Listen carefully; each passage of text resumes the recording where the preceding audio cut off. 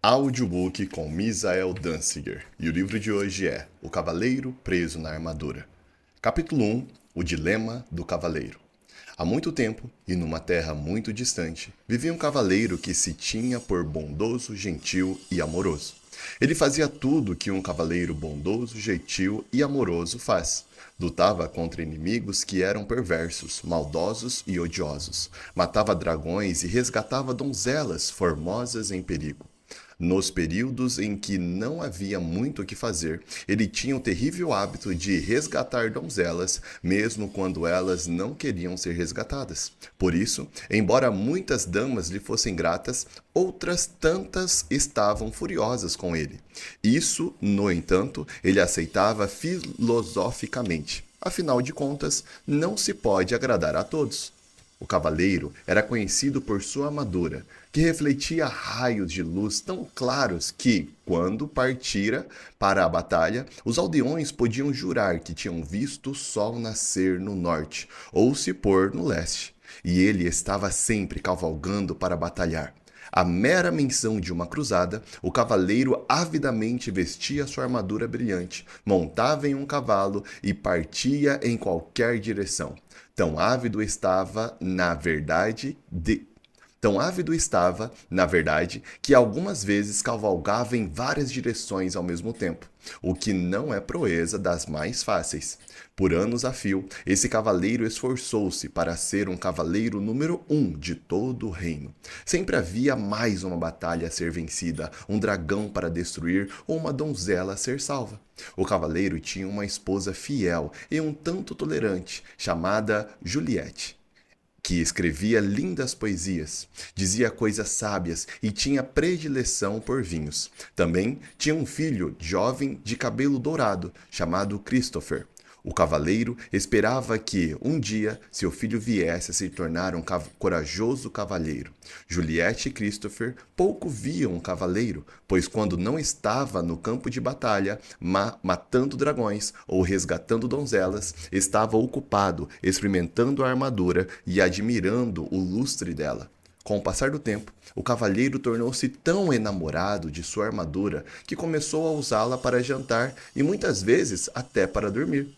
Algum tempo depois, ele nem mais se importava em tirá-la. Pouco a pouco, sua família se esqueceu de sua aparência sem armadura. Às vezes, Christopher perguntava à sua mãe como era o seu pai. Então Juliette levava o menino até a lareira e apontava para um retrato do cavaleiro acima dela. Olhe o seu pai. Ela suspirava. Uma tarde, enquanto contemplava o retrato, Christopher disse à sua mãe: queria poder ver o papai em pessoa. Você você não pode ter tudo, exclamou Juliette. Sua impaciência aumentava por ter apenas uma foto para lembrar o rosto do seu marido, e ela estava cansada de ter seu sono perturbado pelo ranger da armadura. Quando estava em casa e não totalmente envolvido com a armadura, o cavaleiro costumava proferir monólogos sobre seus atos de heroísmo. Raramente Juliette e Christopher conseguiam lhe dirigir uma palavra.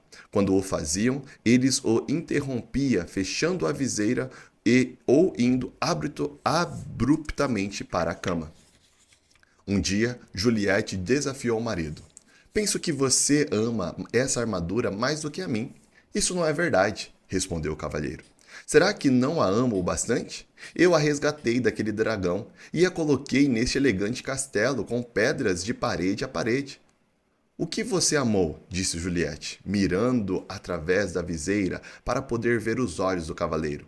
Foi a ideia de me resgatar. Você não me amava de verdade naquela ocasião e não me ama de verdade agora. Eu amo você de verdade, insistiu o cavaleiro, abraçando-a desajeitadamente em sua armadura fria e dura, e quase quebrando as costelas dela. Então tire essa armadura para que eu possa ver você realmente, exigiu ela. Não posso tirá-la. Tenho de estar pronto para montar em meu cavalo e sair a qualquer direção, explicou o cavalheiro. Se você não tirar essa armadura, vou pegar o Christopher, montar o meu cavalo e sair da sua vida. Bem, isso foi um verdadeiro golpe para o cavalheiro. Ele não queria que Juliette fosse embora. Ele amava sua esposa, seu filho e seu elegante cavalo. mas também amava sua armadura, porque ela revelava a todos quem ele era, um cavaleiro bondoso, gentil e amoroso. Por que Juliette não compreendia que ele era todas essas coisas? O cavaleiro estava tão confuso. Finalmente ele chegou a uma conclusão. Não valia a pena continuar usando a armadura e perder a Juliette e Christopher. Relutante, tentou remover o elmo, mas a peça não se moveu. Ele puxou com mais força e o elmo permaneceu imóvel. Perturbado, tentou levantar a viseira, mas que chateação! Ela também estava emperrada. Embora pelejasse com a viseira de forma insistente, nada acontecia. O cavaleiro andou de um lado para o outro, muito agitado. Como isso pode acontecer? Talvez não fosse tanta surpresa encontrar o elmo emperrado, mas ele não o retira... já que ele não retirava fazia anos, mas a viseira era diferente. Ele abrira regularmente para comer e beber. Ora, ele a levantara naquela mesma manhã para um desejum de ovos mexidos e carne de porco. De repente, o cavaleiro teve uma ideia. Sam, sem dizer para onde ia, correu à oficina do ferreiro, que ficava no pátio do castelo. Quando chegou à oficina, o ferreiro estava moldando uma ferradura com as próprias mãos. Senhor ferreiro, disse o cavaleiro, estou com um problema. Você é o problema, senhor? Zombou o ferreiro com seu tato de sempre. O cavaleiro, que normalmente gostava de fazer troça, olhou para ele furioso. Não estou com disposição para suas gracinhas agora. Estou preso nessa armadura. Vociferou ele, enquanto batia com o pé coberto de aço, pisando acidentalmente no dedão do pé do ferreiro. O ferreiro soltou um urro e, esquecendo momentaneamente que o cavaleiro era seu patrão, aplicou-lhe um violento golpe no elmo. O cavaleiro sentiu apenas uma pontada de desconforto. O elmo não saiu do lugar. Tente de novo, ordenou o cavaleiro sem atentar para o fato de que o ferreiro agira movido pela raiva. Com prazer, concordou o ferreiro, pegando o martelo que estava à mão e desferindo uma vigorosa martelada sobre o elmo do cavaleiro. O golpe não deixou nem marca. O cavaleiro estava aflito. O ferreiro era de longe o homem mais forte do reino, e ele não conseguia tirá-lo de dentro da armadura? Quem conseguiria? Sendo um homem gentil, exceto quando o dedão do seu pé era esmagado, o ferreiro percebeu o pânico do cavaleiro e foi solidário. Suas condições são bastante adversas, cavaleiro, mas não desista. Volte amanhã, depois que eu estiver descansado. Você me pegou no final de um dia estafante hoje. O jantar naquela noite foi tumultuado. Juliette ficava cada vez mais aborrecida enquanto empurrava os pedaços de alimento que amassara através dos orifícios da viseira do marido. A certa altura, a refeição, o cavalheiro lhe contou que o ferreiro tentara fender a armadura, mas sem sucesso. Não acredito em você, seu desmiolado rangente, exclamou ela, esmagando contra o elmo o prato de pombo cozido cheio até a metade. O cavaleiro nada sentiu. Somente quando o molho começou a pingar diante da viseira foi que ele se deu conta de que tinha sido golpeado na cabeça. Ele também, à tarde, mal sentira a martelada do ferreiro. Ao pensar nisso, percebeu que a armadura realmente o impedia mesmo de sentir muita coisa, e ele usava havia tanto tempo que tinha esquecido como era a vida sem ela. O cavaleiro estava chateado, porque Juliette não acreditava que ele estava tentando retirar a armadura. Ele e o ferreiro haviam tentado e continuaram empenhados vários dias seguidos, porém sem sucesso. A cada dia, o cavaleiro ficava mais desanimado e Juliette mais distante. Finalmente, ele teve de admitir que os esforços do ferreiro eram em vão. O homem mais forte do reino realmente não consegue nem dar conta dessa sucata de aço, gritou o cavaleiro frustrado. Quando o cavaleiro voltou à casa, Juliette desentendeu-se com ele. Seu filho não tem mais do que um retrato com o pai. E eu estou cansada de falar com uma viseira fechada. Nunca mais vou lhe dar comida pelos buracos dessa coisa nojenta. Essa foi a última naco de carneiro que eu amassei. Não é culpa minha se fiquei preso nessa armadura? Eu tinha de usá-la, pois só assim estaria sempre pronto para a luta. De que outro jeito poderia conseguir bons castelos e cavalos para você, Christopher? Você não fez isso por nossa causa, argumentou Juliette. Você fez isso por você mesmo. O cavaleiro sentiu o coração partido, porque sua mulher parecia não o amar mais. Ele também temia que, se não tirasse logo a armadura, Juliette e Christopher fossem de fato embora. Ele tinha de tirar a armadura, mas não sabia como fazê-lo. Ele descartava uma ideia após a outra, achando que nada iria funcionar. Alguns desses planos eram sem dúvida perigosos. Sabia que qualquer cavaleiro que pensasse em se atirar a armadura, em retirar sua armadura, derretendo-a com uma tocha, congelando-a ao pular em um fosso enregelado que circundava o castelo, ou explodindo-a com um canhão, precisava muito de ajuda. Em algum lugar deve haver alguém que pode me ajudar a retirar essa armadura, ele pensou. É claro que iria sentir falta de Juliette, de Christopher e de seu elegante castelo.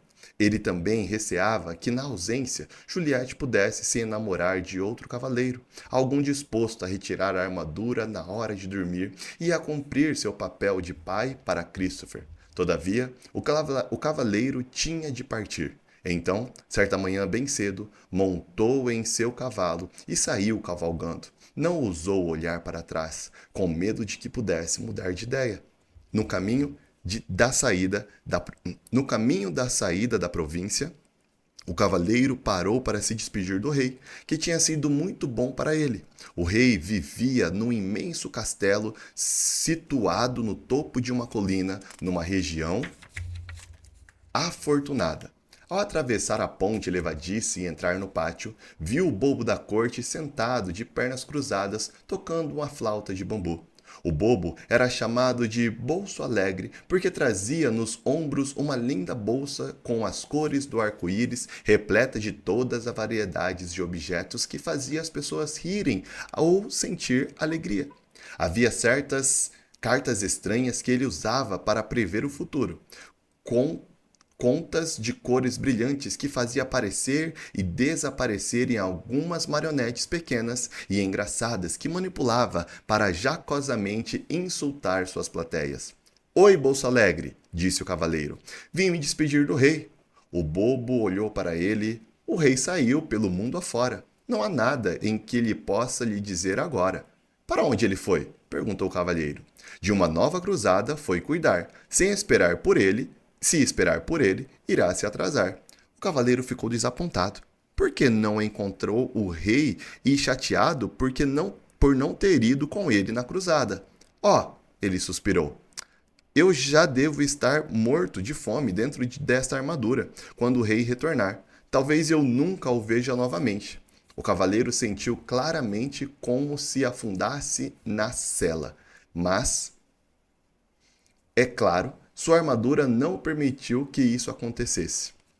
Bem, se não é você um triste... Voltando, o cavaleiro sentiu claramente como se afundasse na sela. Mas é claro, sua armadura não permitiria que isso acontecesse. Bem, se não é você uma triste visão, nem toda a pujança pode mudar a sua circunstância. Não estou chocado, não estou achando a menor graça nessas suas rimas debochadas, vociferou o cavaleiro, rígido em sua armadura. Será que você não pode, ao menos uma vez, levar um problema a sério? Com uma voz clara e lírica, Bolso Alegre cantou. Problemas nunca me deixam balanceado, são oportunidades que estão chegando. Você cantaria uma canção diferente se fosse você que estivesse entalado aqui dentro, resmungou o cavaleiro. Bolso Alegre retrucou. Estamos todos presos em algum tipo de armadura. Apenas mais fácil de encontrar é a sua. Não tenho tempo para ficar aqui ouvindo suas besteiras. Tenho de encontrar um jeito de me livrar desta armadura. Com isso, o cavaleiro cutucou sua montaria com o joelho para seguir em frente, mas o Bolso Alegre o chamou. Cavalheiro, existe alguém que pode lhe ajudar. trazer seu verdadeiro eu para diante do olhar. O cavaleiro fez o seu cavalo parar e, animado, voltou-se para a Bolsa Alegre. Você conhece alguém que pode me tirar dessa armadura? Quem é essa pessoa? O mago Merlin. Você precisa encontrar. Então descobrirá como se libertar. Merlin? O único Merlin que eu conheço e que tenho ouvido falar foi o grande sábio mestre do rei Arthur. Sim, sim, sua fama tem esse apreço. Esse é o único e o mesmo Merlin que conheço. Mas não pode ser, exclamou o cavalheiro. Merlin e Arthur viveram há muito tempo. Isso é verdade, mas ele está vivo e bem. A morada do sábio fica nas florestas além, respondeu o Bolso Alegre. Mas são tão vastas as florestas, disse o cavaleiro, como encontrarei por lá? Bolso Alegre sorriu. Dias, semanas ou anos, nunca se sabe ao certo. Quando o discípulo estiver pronto, o mestre estará por perto. Não posso esperar que Merlin apareça. Vou sair no encalço dele, disse o cavaleiro. Agradecido, ele esticou o braço e apertou a mão de Bolso Alegre, quase esmagando os dedos do bobo com a sua manopla. Bolso Alegre soltou um grito. O cavaleiro rapidamente largou a mão do bobo. Desculpe, disse o cavaleiro, enquanto Bolso Alegre esfregava os seus dedos doloridos. Quando da armadura você se livrar, a dor dos outros você também sentirá. Já fui, disse o cavaleiro. Ele girou o cavalo e, com esperança renovada no coração, saiu a galope em busca de Merlin.